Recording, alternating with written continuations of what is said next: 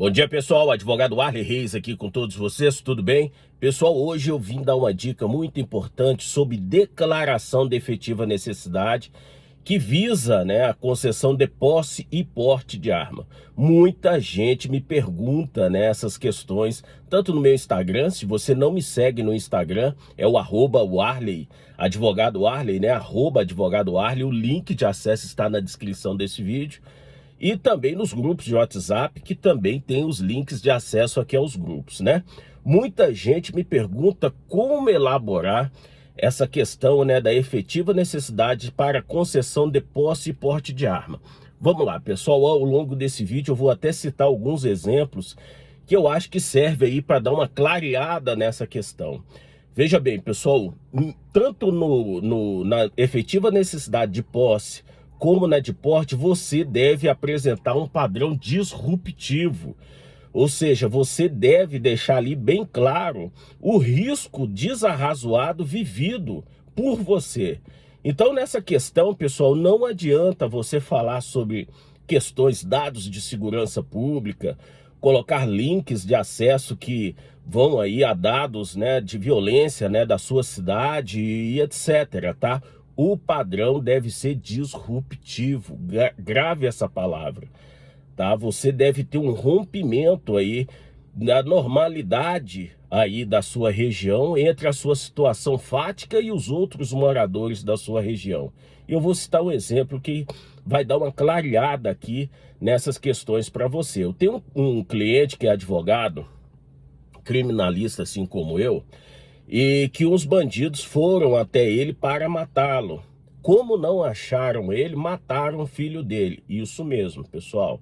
Veja isso, Mataram o filho dele no lugar dele e ainda disseram que provavelmente iria alcançá-lo, Então, veja bem, pessoal, por mais que exista a discricionariedade de julgamento do delegado, qualquer um de nós enxerga um risco desarrazoado nessa situação. Não há como negar que esse sujeito vive um padrão disruptivo, um padrão de risco desarrazoado vivido tanto por ele como pela família dele, porque a violência escalou tanto que a atividade advocatícia dele passou a afetar inclusive aqueles que estão ao seu derredor.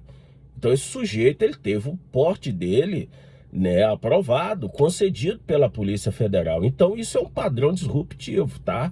Existe um rompimento ali do curso normal das coisas, porque todo cidadão, pessoal, que vive no Brasil, ele enfrenta uma situação de risco desarrazoado, hora ou outra, mas essas pessoas, eles vivem 100% do seu tempo em um padrão que não está dentro da normalidade.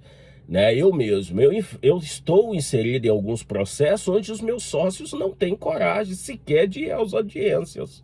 Então eu tenho que fazer audiência, por quê? Porque eu enfrento esse padrão que é de risco desarrazoado, tá? Já me ameaçaram em praça pública, Toda hora eu recebo ameaças. Então isso aí é um padrão disruptivo. Eu tô focando nessa palavra, por quê?